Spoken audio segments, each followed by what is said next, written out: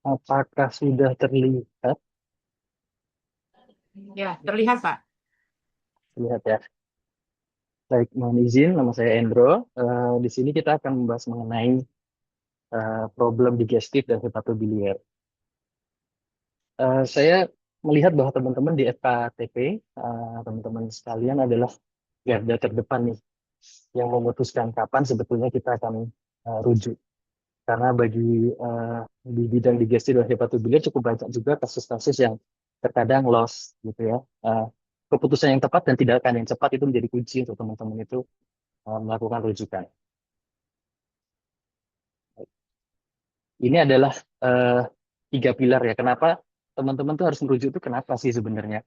Ada tiga. Yang pertama adalah apakah memerlukan tindakan medis dan bedah.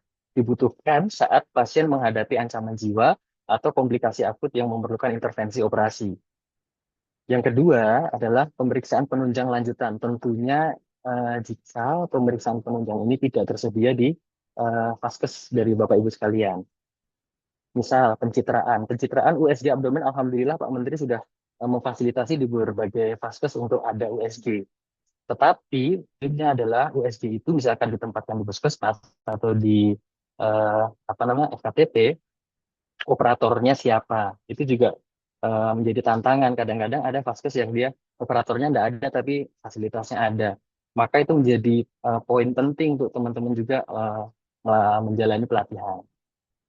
Kemudian yang ketiga adalah kepentingan atau kebutuhan akan konsultasi dokter spesialis. Itu. Ini adalah tiga pilar kenapa teman-teman harus merujuk. Dan yang terpenting dalam proses rujukan itu adalah kita harus punya sense of emergency. Kegawatan di bidang pencernaan cukup banyak.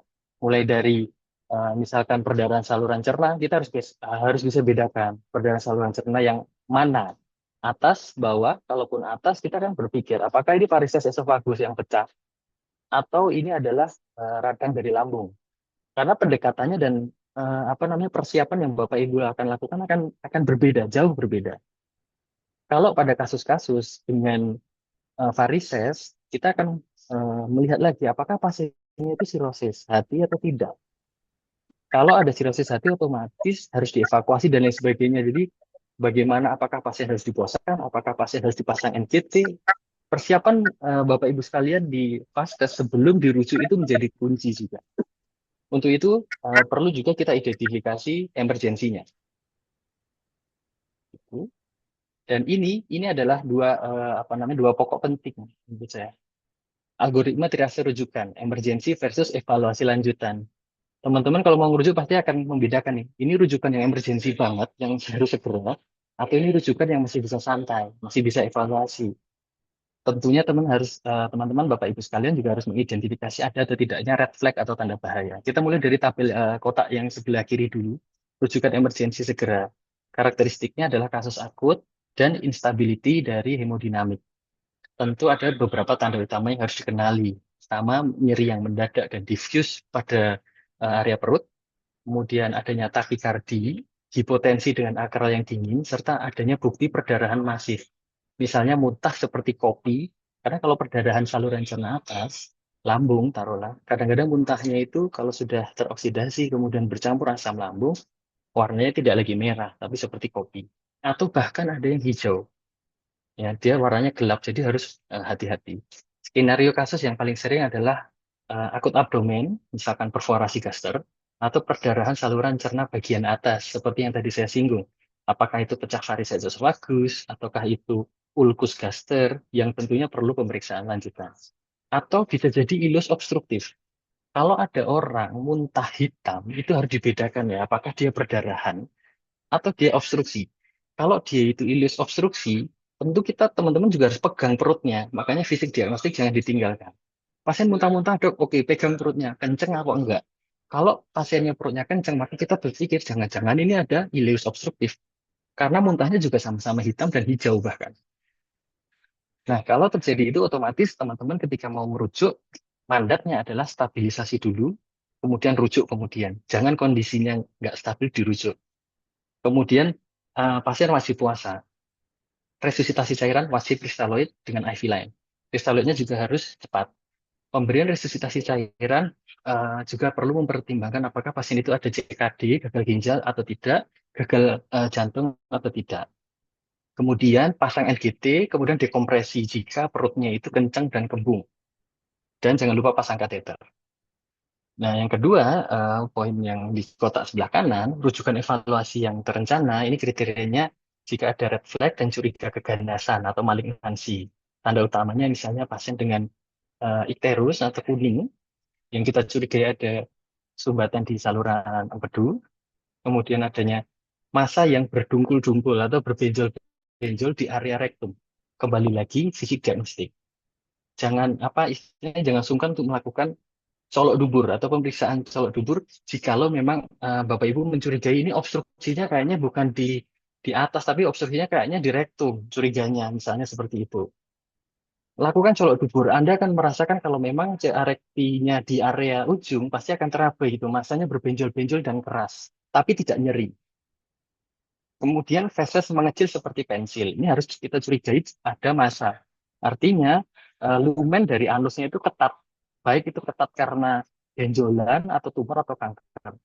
Sehingga ketika beraknya itu keluar di situ, otomatis karena dia itu terhimpit ya, dia keluarnya kecil seperti pensil. Jadi itu harus hati-hati pikirkan apakah ada massa atau tumor. Kemudian adanya turun berat badan yang signifikan. Signifikan itu berapa ya? Paling tidak dalam 1 bulan itu ada 3 kilogram. Kemudian pasien juga mengalami anemis, anemia yang kronik, berarti minimal 3 bulan ya, paling sedikit. Cuman ini tahunya kronis atau tidak, otomatis itu dari follow up untuk pasien-pasien yang rutin. Nah, harus seperti itu. Skenario yang mungkin terjadi tumor, baik itu di rektum ataupun pankreas.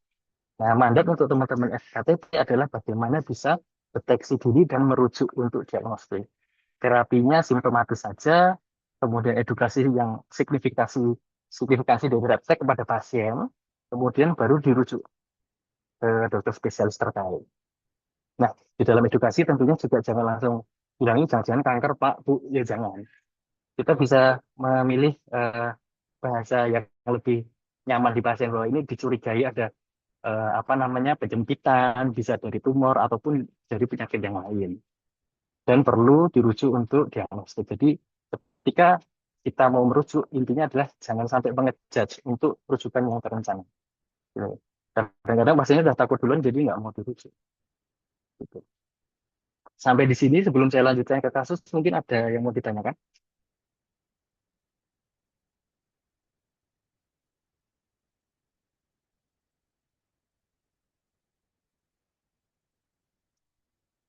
Ini cukup jelas ya. Silahkan.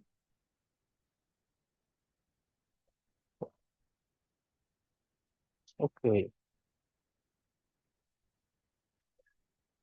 Ini semua pesertanya dari Makassar semua ya, dok? Iya, betul Pak. Dari Kota Hmm, Makassar. oke. Wah, orang Makassar biasanya suka ini ya, apa namanya, suaranya lantang nih. Saya mau denger nih. Sepi banget ya hari ini. Mungkin silakan ada yang mau bertanya.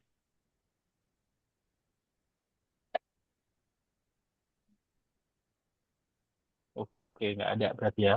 Kalau nggak ada, saya harap sih udah paham ya. Oke, kita akan mulai ke pembahasan kasus. Mungkin saya minta salah satu volunteer untuk membacakan kasus yang pertama.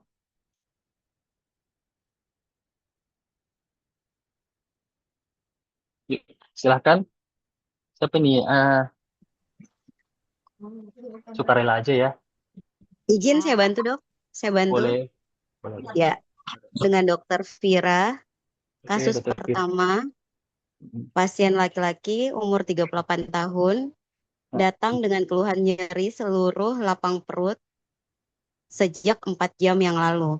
Nyeri timbul mendadak, diawali dari ulu hati lalu menyebar.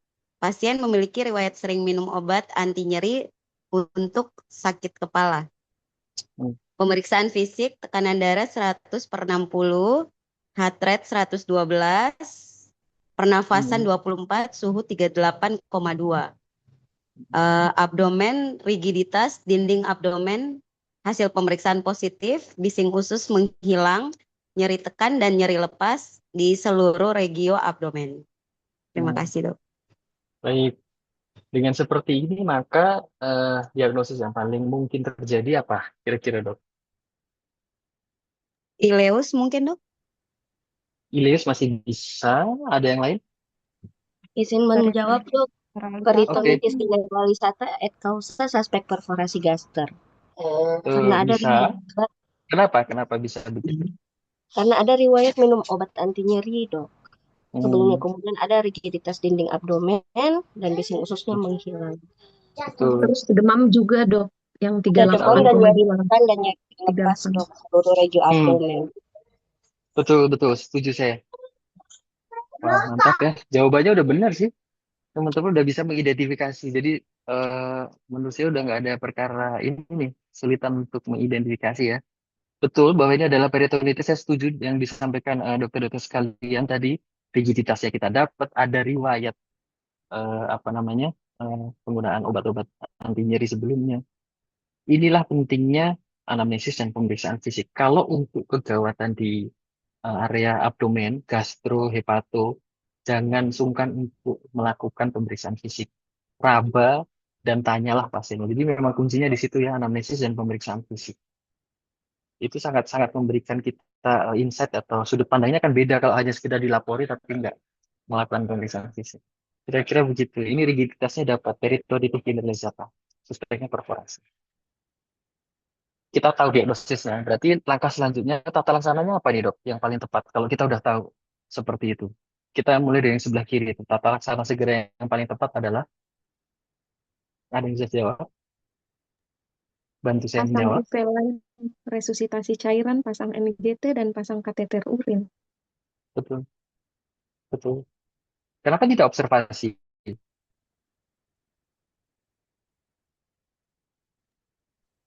Karena peritonitis, Dok, termasuk salah satu kegawat daruratan. Betul. Em, ini adalah langkah pertama. Pasang IV line-nya. Kita lihat di sana. eh, Nadinya kalau kita lihat tensinya bagus 110-an, tapi nadinya udah lari. Terkadang kalau tensinya itu normal tapi nadinya lari, kita akan lihat takikardinya itu apakah karena kesakitan menahan sakit atau sebetulnya dia adalah pasien hipertensi yang kehilangan darah. Kalau pasien hipertensi, dia pasien-pasien yang hipertensi tensi normalnya 150 160. Kehilangan darah dia, otomatis tensinya turun menjadi 100/60 tapi nadinya lari. Ini adalah tanda dari dehidrasi.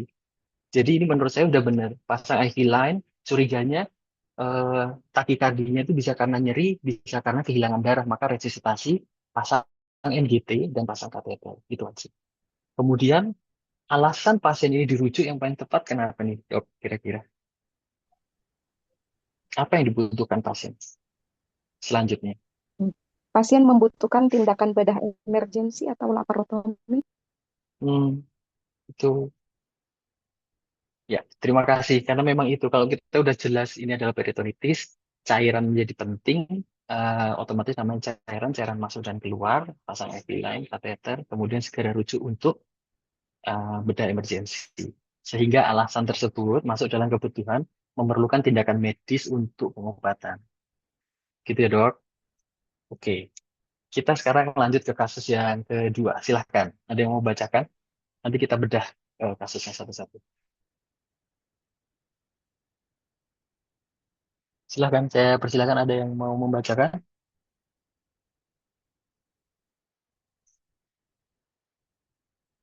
Silakan dok, silakan. Di sini tadi dokter Aulia kah atau dokter siapa?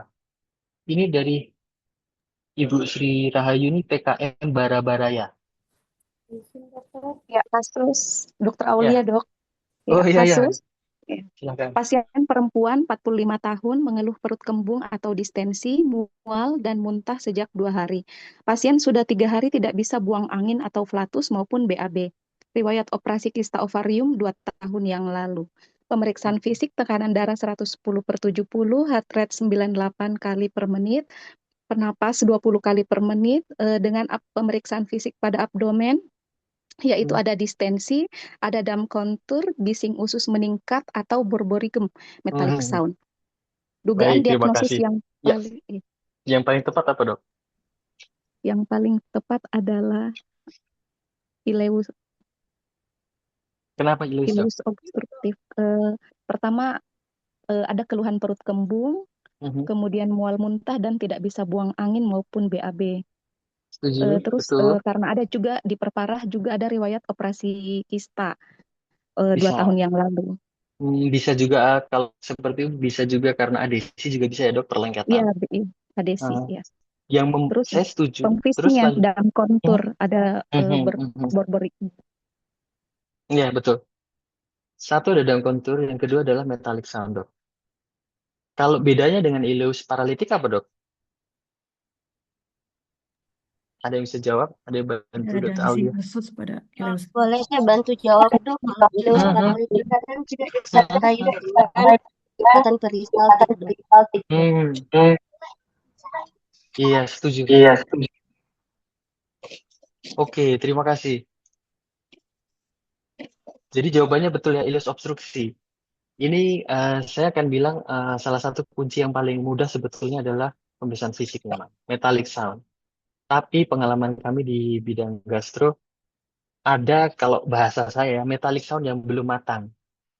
Jadi dia ada sesekali bunyinya seperti normal dan sesekali bunyinya seperti pipa besi yang dipukul atau metallic sound itu tadi. Dan yang paling penting adalah suara atau peristaltiknya itu pasti meningkat, udah pasti. Itu berarti obstruksi. Nah, nanti obstruksi itu ada parsial ataupun total. Kalau obstruksinya itu total, biasanya metallic sound-nya akan sangat keras dan nyata. Hampir setiap saat terdengar metallic sound.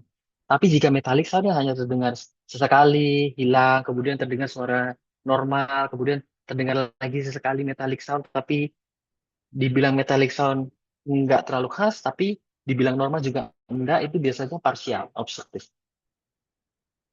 Gitu ya. Nah, selanjutnya apa tata laksana yang paling tepat, Dok? Silakan, saya persilahkan siapa aja yang bisa jawab.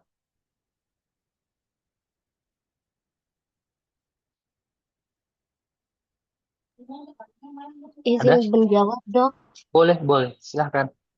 jawaban yang paling tepat pertama Mhm. dipuasakan dok, kemudian pasang NGT untuk dekompresi dan derehidrasi cairan lewat IV lain. Setuju. Hmm. Ada lagi pendapat yang lain? Ini sudah cukup jelas ya. Ketika pasiennya ilus obstruksi, namanya juga obstruksi, udah pasti pasien puasa ya. Pasien NGT jelas karena untuk dekompresi. Jawabannya adalah ini. Selanjutnya, alasan untuk merujuknya apa nih, Dok? Pasien memerlukan protokol abdomen 3 posisi. Dok, Butuh foto. Mhm. Kira-kira yang dibutuhkan? Silahkan. Memerlukan Foto foto polos. Foto pemeriksaan polos, oke. foto ya, Mhm. Foto polos 3 posisi. Kenapa harus 3 posisi ya? supaya bisa lihat eh, secara ada gas keseluruhan. juga. Mhm. Oke, setelah nanti saya setuju akan dilakukan foto polos abdomen 3 posisi. Gambar yang diharapkan apa dok kalau ilus obstruksi dok? Step ladder appearance atau Step RPP. ladder, setuju. Kemudian yang kedua, Ada hearing bone, hearing bone bisa.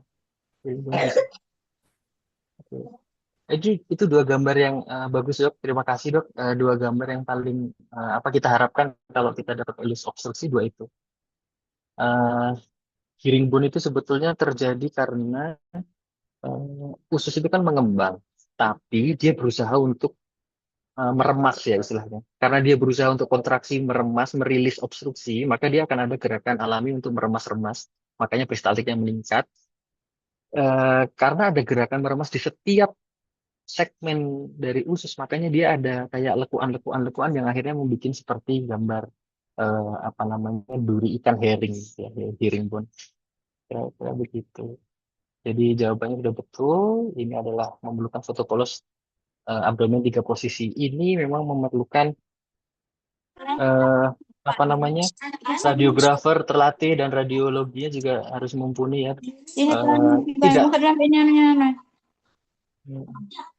sebetulnya ini pemeriksaan yang sederhana tapi sangat bermanfaat dok. Saya boleh tanya nggak di sini yang ah saya pengen tanya malah di tempat bapak ibu ada nggak fasilitas foto polos 3 posisi? Kalau ronsen kan ada nih pastinya. Di puskesmas belum ada, Dok. Oh, oke. Kalau puskesmas jelas belum ada ya. Oke. Puskesmas rawat inap ada di sini? Atau ada vaskes yang sudah diberi foto apa namanya fasilitas radiologis?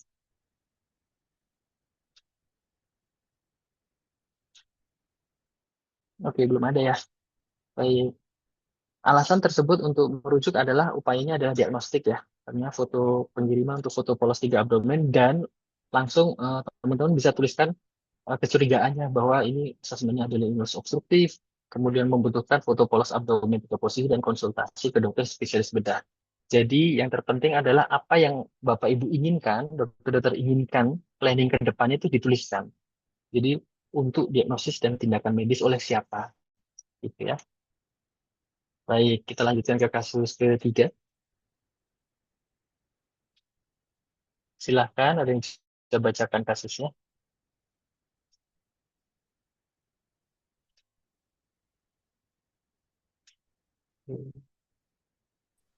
Tadi saya tuh panggil Ibu Sri Rahayu ya, Izin dokter, dari untuk Baraya kasus S. Gimana dok, Ibu? kasusnya pasien laki-laki 55 tahun datang dengan keluhan mata dan kulit kuning sejak 2 minggu terakhir. Pasien juga mengeluh kencing berwarna seperti teh pekat dan BAB berwarna pucat seperti dempul. Terdapat penurunan berat badan yang signifikan. Pada pemeriksaan fisik didapatkan tekanan darahnya 130/80, nadinya 80 kali per menit, suhu 36,7 derajat Celcius, skleranya terdapat ikterik pada kedua mata, terus pada abdomen kanan atas teraba massa yang membesar tapi tidak disertai nyeri tekan. Hmm, Dugaan Baik. diagnosisnya yang paling tepat itu eh, yang bagian D, ikterus obstruktif suspek keganasan atau tumor kaput pankreas. Hmm, ya. Ada pendapat yang lain?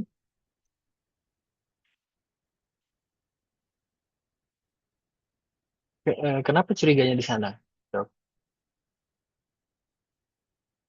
Kira-kira dari informasi kasus itu mana, dok?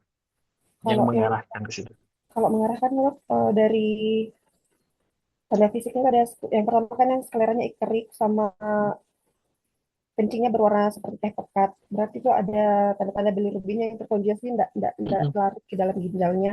betul. Hmm, Terus hmm, hmm. yang selanjutnya juga itu didapatkan pemeriksaan fisiknya yang ini dok, ada massa didapat di abdomennya yang di kanan atas, tapi dia tidak nyeri tekan. Oke. Betul, betul. Ya, Terus salah satu. ini juga ada berat badan yang penurunan berat badan yang signifikan dok. Biasanya kan kalau Hmm, hmm. penurunan berat badan signifikan biasanya kita curigai ke arah-arah yang keganasan. Oke, FCA. betul. Oke, sudah betul ya, dok. Itu adalah poin-poin yang memang mengarahkan ke arah keganasan. Dan biasanya tumor-tumor atau ganas atau cancer, mereka seringnya tidak nyeri. Jadi dia benjol tapi tidak selalu nyeri. Kalaupun nyeri, nyerinya bukan dari si cancernya itu, tapi nyerinya karena dia mendesak kanan kirinya sehingga nyeri di sekitarnya, tapi bukan dari inti apa tumor ganasnya yang bikin nyeri. Ya, baik. Selanjutnya setelah kita tahu, kita curiga nih udah malignansi. Tata laksana yang segera yang paling tepat apa dok?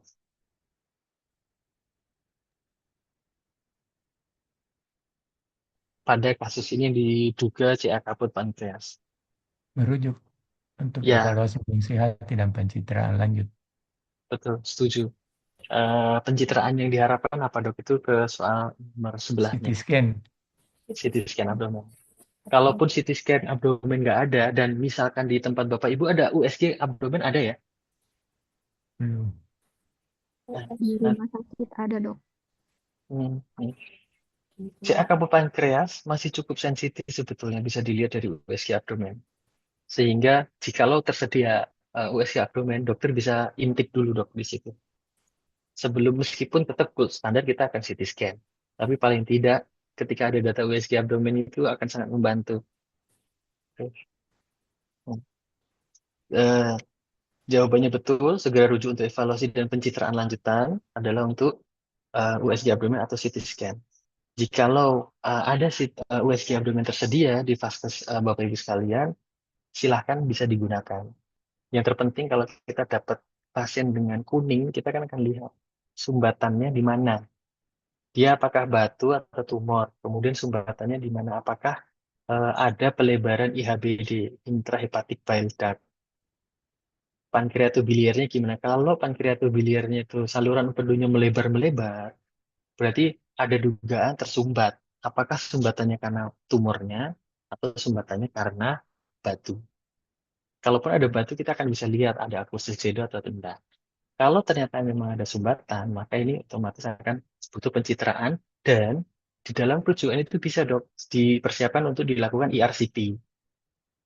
Jadi untuk diagnostik pastinya itu bisa dilakukan ERCP ataupun AUS namanya. Sekarang kita punya di bidang gastrohepato, ERCP dilakukan oleh dokter penyakit dalam, konsultan gastro.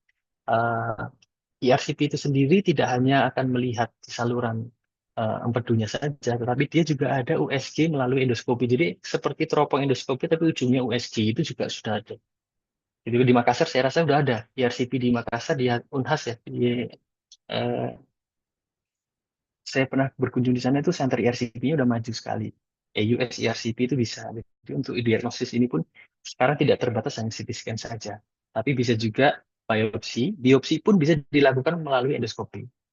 Jadi dari dalam semua, gitu ya. Sehingga dokter yang dituju pun sudah bisa Bapak Ibu identifikasi. Jadi ditujukan untuk CT scan sampai dengan ERCP, ditulis itu juga nggak ada masalah. Ataupun biopsi melalui endoskopi, itu juga bisa. Gitu ya. Sehingga alasan tersebut masuk dalam kebutuhan upaya diagnostik untuk diagnosis. Oke, kita lanjut ke kasus keempat ya. Silahkan, ada yang bisa bacakan, bantu saya untuk bacakan kasus keempat.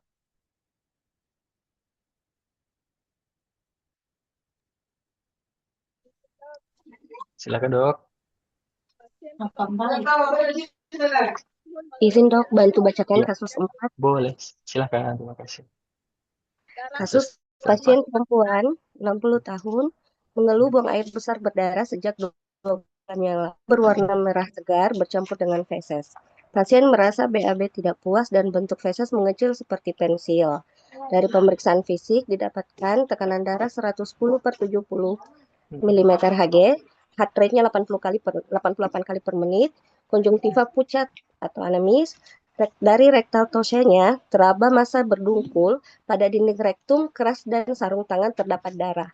Dari pertanyaannya, dugaan diagnosis yang paling tepat adalah kalau dilihat dari gejalanya dok, ada BAB berdarah sejak 2 bulan disertai dengan berwarna merah segar, artinya ada perdarahan dari saluran cerna bagian bawah. Jadi kemungkinan karena tumor kolorektal atau hemoroid interna, tapi didapatkan lagi BAB-nya rasa tidak puas, berbentuk feses dan mengecil seperti pensil. Kemudian ada massa dari rektal tosenya, ada massa berdungkul pada dinding rektum keras dan sarung tangan terdapat darah. Jadi kemungkinan karena tapi tidak ada tanda-tanda harus ini penurunan berat badan. Jadi saya lebih mengarah ke Iya. hemoroid karena dok. Oke, baik. Kalau ada pendapat yang lain, Tumor kolorektal, ya rektum. kenapa tumor kolorektal? Karena pertama ada penurunan berat badan, kemudian ada anemis seperti perdarahan yang lama, kemudian rektum pada rektal tuse ada yang keras dan berdungkul. Ini salah Ya, satu tanda adanya tumor di rektum, tumor ya. kolon. Ya. Oke, terima kasih dokter.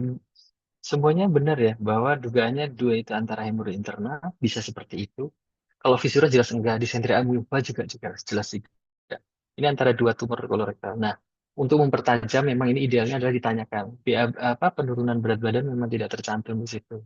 Tetapi kita yang menguatkan bahwa ini adalah tumor kolorektal adalah karena teraba massa berdungkul dan dia keras. Kalau di hemoroid biasanya dia kan lunak. Sehingga kalau ada massa keras berdungkul, besar kemungkinan apalagi ada lendir darah, besar kemungkinan dia colorectal cancer. Kemudian setelah kita tahu, kembali lagi nih, pertanyaan selanjutnya adalah apa yang akan kita lakukan sebelum kita rujuk? Untuk selanjutnya harus memberikan suplementasi berupa zat besi dan merencanakan untuk rujukan agar Setuju. bisa dilakukan pemeriksaan kolonoskopi dan pemeriksaan PA dok. Betul. Terima kasih, dok. Ini memang kalau kasus-kasus seperti ini biasanya pasien dengan kolorektal datang ke kita udah otomatis tuh HB-nya nggak pernah, jarang yang HB-nya itu masih normal, biasanya sudah anemia. Sehingga memang perlu suplementasi besi. Dan memang perdarahannya itu kan biasanya kolorektal pada fase awal dia perdarahannya tidak nyata, jadi occult bleeding, perdarahannya samar sehingga sudah anemia, kemudian perdarahan samar juga, utilitas besinya terganggu sehingga anemia. Sehingga suplementasi besi menjadi penting di sini, kemudian rujuk. Betul bahwa ini eh, penegakan diagnosisnya adalah kolonoskopi dan biopsi. Ya, sehingga alasan untuk dirujuknya ya yang paling karena untuk upaya diagnosis dan tata laksana lanjutan. Setelah tegak diagnosis, tata laksana lanjutannya nanti akan dipilih tuh. Biasanya oleh tim akan diputuskan apakah akan direseksi, resectable atau unresectable. Kalau bisa diresectable ya direseksi dan dibikinkan stoma. Atau posisinya kalau masih di atas, juga itu nanti treatmentnya akan berbeda. Apakah langsung kemoterapi, itu nanti tim yang akan putuskan. Kira-kira begitu ya. Oke, ini adalah kasus kita yang terakhir. Silahkan dok, ada yang eh, mau bantu lagi nih yang terakhir nih kasus kelima.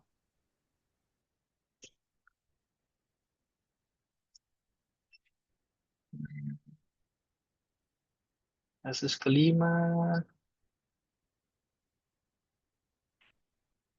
Dokter Iip Larasati. Adakah? Ya, izin dok. Yuk, mari dok. Baik dok, izin membacakan. Pasien laki-laki 48 tahun datang dengan keluhan muntah darah berwarna hitam seperti kopi dan BAB berwarna hitam pekat sejak tadi pagi. Pasien tampak sangat lemas dan pusing, riwayat konsumsi alkohol dan perut membesar sebelumnya. Pada pemeriksaan fisik didapatkan tekanan darah 90/60 mm hektogram, hipotensi, heart rate 118 kali per menit, takikardi, akral dingin, abdomen teraba, hepar mengecil, terdapat asites dan spider navy pada dada. Pertanyaan dugaan diagnosis yang paling tepat C dok, perdarahan saluran cerna bagian bawah. Oke. Terima kasih dokter. Ada yang berkomentar lain silahkan. B dok, perdarahan saluran cerna bagian atas, kausa varices oesophagus. Varices esophagus. Kenapa dok kira-kira dok? Kenapa perdarahan saluran cerna bagian atas? Karena kita lihat muntahnya ini kan ada hitam, kemudian kita lihat pemeriksaan fisiknya ini tensinya sudah menurun, hipotensi, kemudian takikardi, ini tanda-tanda perdarahan. Ya, kemudian teraba hepar mengecil. Jadi dia sepertinya tertutupi oleh asites. Ya, dok. Itu barangkali. Oke, terima kasih. Ada lagi yang berpendapat terkait kasus kelima? Apa yang sebetulnya terjadi pada pasien ini? Saya setuju ini perdarahan saluran cerna atas. Ya, varises. Tapi kira-kira etiologinya apa yang mungkin kalau dari informasi yang tertulis di sini? Bisa karena sirosis hepatis. Kemungkinan sirosis. Betul, setuju dokter. Karena sudah terjadi kompensasi tensi portal mungkin dok ya. Ya betul, setuju. Jadi ada Dr. Gunawan, Dr. I, betul bahwa ini arahnya ke sirosis dok. Sirosis kan di situ ada konsumsi alkohol, perut membesar. Jadi ini ya tanda-tandanya hati mengecil. Memang arahnya sirosis, sirosis yang sudah dekompensata. Dekompensata salah satu tandanya adalah asites. Sehingga betul spider navy. Sehingga ini skenario yang terjadi pada pasien varises, pada pasien sirosis adalah varises. Varises esophagus kemudian pecah dia. Jadi betul. Ini kalau lihat kasus yang kelima, ini saya jadi ingat tahun 2019 saya tugas di Wakatobi, Sulawesi Tenggara. Jadi karena kebudayaannya itu setiap ada apa pesta minum gitu. Jadi kasus-kasus penyakit hati banyak sebetulnya. Kemudian setelah kita tahu bahwa ini adalah sirosis, varises, esofagus, pecah, tata laksananya bagaimana, Dok? Ada yang silakan. Dok, Iya. stabilisasi hemodinamik. Ya, betul. Otomatis karena kita lihat tadi tensi segitu, nadi sudah lari, otomatis kita mau tidak mau pasti harus stabilisasi.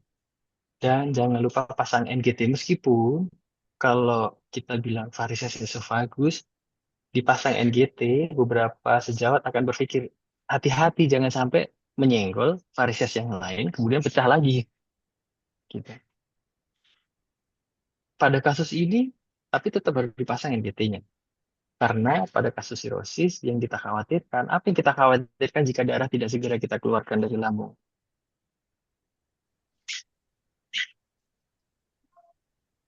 Silakan, Dok, ada yang bisa jawab. Aspirasi. Gimana, Iya, Dok? reflux. Betul. Selain itu apa komplikasi yang paling membahayakan pada kasus sirosis? Karena ini kan kita lihat ya, pada kasus-kasus sirosis, perdarahan saluran cerna atas berarti besar kemungkinan karena varises. Karena relate dengan sirosisnya ini, maka darah itu nggak boleh terlalu lama di saluran cerna. Darah yang di atas kita keluarkan lewat NGT, pasang NGT otomatis dipuasakan untuk dialirkan keluar. Darah yang sudah kadung masuk ke pencernaan bawah akan kita paksa keluar dengan laktulosa atau pencahar. Kenapa? Kenapa kita harus buang darah ini sesegera mungkin pada pasien sirosis yang pecah varises esophagus? Ada yang bisa urun rembuk, silahkan. Menurut saya ini penting karena ini harus Anda lakukan sebelum Anda merujuk pasiennya.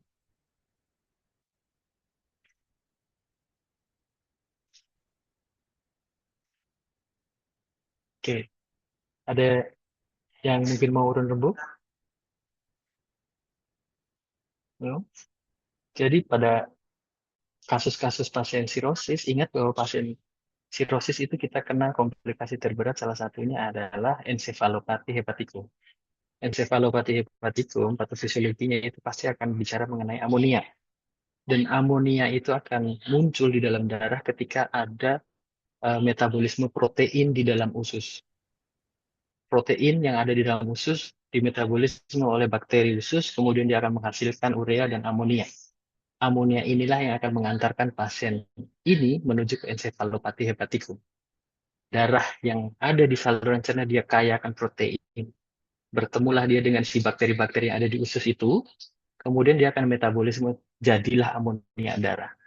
Sehingga kalau ini adalah kasus sirosis, perdarahan seperti ini, jadi dokter silahkan segera evakuasi itu darahnya. NGT-nya dipasang, dialirkan, kemudian dikasih juga laktulosa pencahar, 3 kali 10 cc.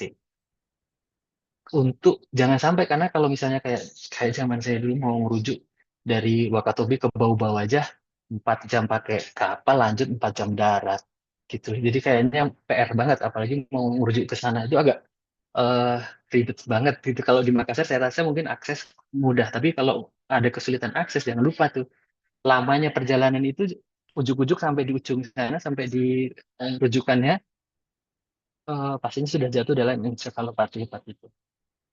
Jadi kalau pada kasus ini jangan lupa dievakuasi ya, Dok. NGT alirkan dan jangan lupa laktulosa.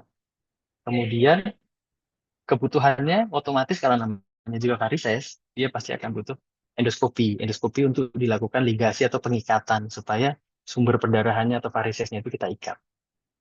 Begitu? Sehingga alasannya adalah untuk tindakan medis kita menuju dan untuk terapi. Sampai di sini ada yang mau ditanyakan? Ini kasus kita yang terakhir. Terima kasih.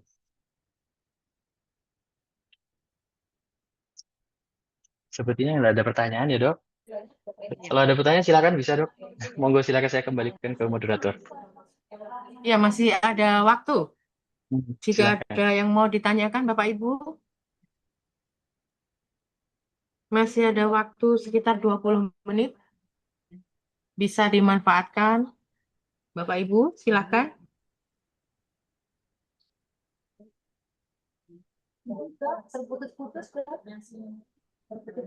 Ya, sepertinya Terputus-putus. Ya, sepertinya Sini. tidak ada pertanyaan ini Pak Endro. Oh iya dok, Baik, berarti sudah cukup jelas ya dok? ya sudah jelas sepertinya. Ya, Iya, terima kasih banyak Pak ya, Endro iya, terima atas kasih. kesempatannya memberikan materi buat kami pada siang hari ini. Untuk Ya, selanjutnya, kalau Pak Endro masih mau bergabung untuk mendengarkan kegiatan kita oke. selanjutnya, silahkan Pak. Tapi kalau misalnya ada kegiatan yang Saya- mau, ya, ini boleh Bapak. Apa? Oke, baik. Saya mohon Ya, izin lanjut poli dulu ya. oh baik. Ya, terima kasih Pak Endro. Terima kasih. Iya. Izin